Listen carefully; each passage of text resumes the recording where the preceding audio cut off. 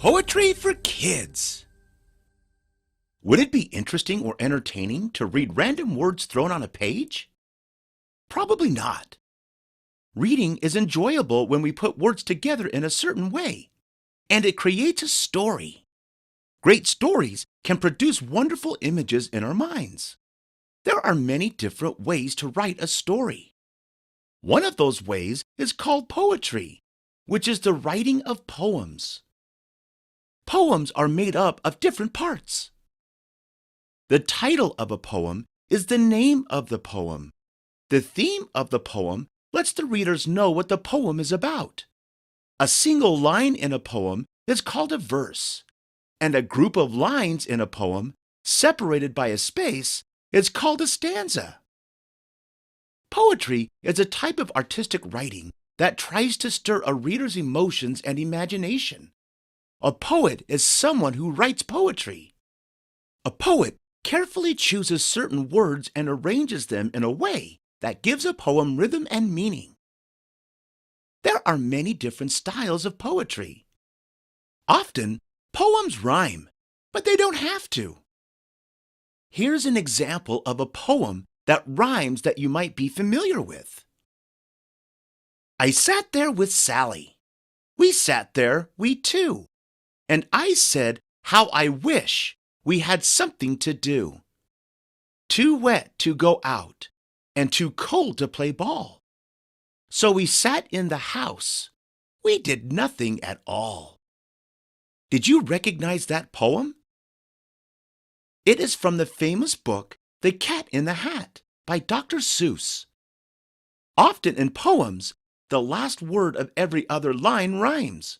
For example, in this poem, the words to and do and ball and all rhyme. Remember that the rhyming words in a poem are usually found at the end of a sentence. But the pattern of the words that rhyme is not always the same. Let's look at these two poems. I have a cute cat, whose name is Pat. He sleeps on the mat, where I just sat. All the last words in that poem rhyme. Now, let's look at this poem. I have a cute cat. I like her a lot. She sleeps on my mat. Her name is Dot. This time, every other sentence rhymed. Did you notice the rhythm of those two poems? This time, let's try clapping as we recite the first poem. I have a cute cat, whose name is Pat.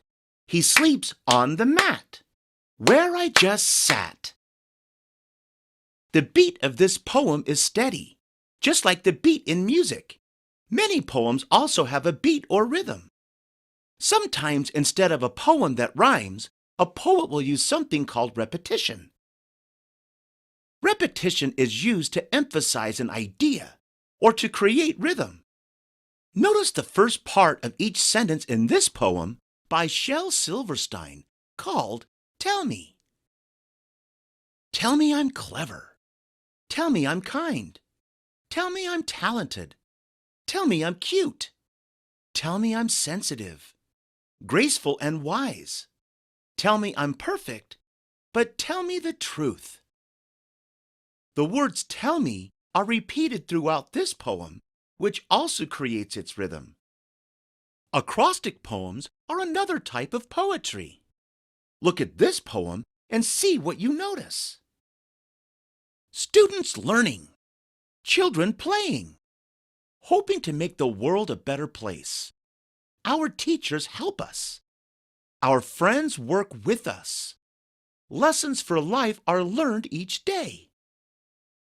Did anything stand out to you? Here's a hint. Look at the first letter in each sentence. Do you see it now?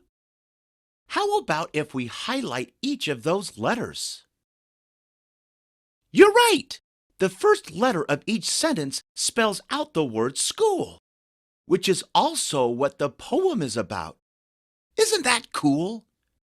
That's just one example of some of the neat things you can do with poetry. The mood of a poem lets us know how a poet wants us to feel. Different words can make us feel different emotions. Let's look at this poem called A Dragon's Lament by Jack Prelutsky. I'm tired of being a dragon, ferocious and brimming with flame, the cause of unspeakable terror when anyone mentions my name. I'm bored with my bad reputation for being a miserable brute and being routinely expected to brazenly pillage and loot. I wish that I weren't repulsive, despicable, ruthless and fierce, with talons designed to dismember and fangs finely fashioned to pierce. I've lost my desire for doing the deeds any dragon should do. But since I can't alter my nature, I guess I'll just terrify you. What are some of the strong descriptive words that the writer used to help you know that this dragon was fierce? Do the words terrifying, repulsive, claws that dismember, fangs that pierce, and brimming with flame create the image of a terrible, frightening dragon in your mind? But the mood of the poem feels a bit different than that, doesn't it? Do you almost feel bad for the dragon? Even though dragons are typically scary, this poet has made us think differently about this dragon, and maybe even feel sorry for him.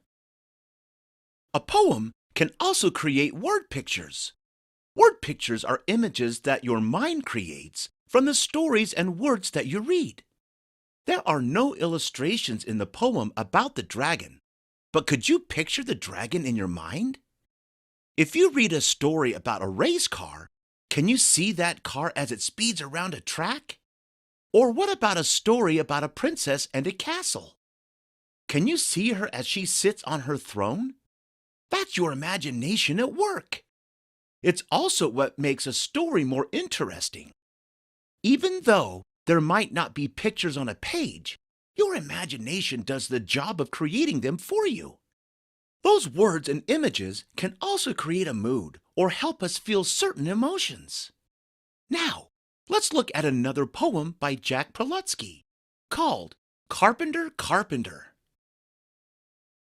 Carpenter, carpenter, build us a house, a sweet little house for a mouse and a spouse, a mouse and a spouse and a family too. We know that you can, and we hope that you do. Build it of brick so it's cozy and warm, to keep us from harm in a cold winter storm. As soon as you finish, we'll pay you with cheese. Carpenter, carpenter, build our house, please. Can you picture the cozy house for the mice? The words sweet, little, cozy, and warm are words that make us imagine a safe, warm little place. When you write a poem, think about how you want your reader to feel. Do you want them to understand that someone is in a scary or dangerous situation? Or do you want them to feel safe and calm? Different words can help your readers feel different emotions. Poems can have different patterns or rhythms. They can be silly or serious. They can rhyme or not. In just a few lines, a poem can often tell an entire story. Now that you know a little about poetry, how about you try writing a poem of your own? Hope you had fun learning with us. Visit us at learnbright.org for thousands of free resources and turnkey solutions for teachers and homeschoolers.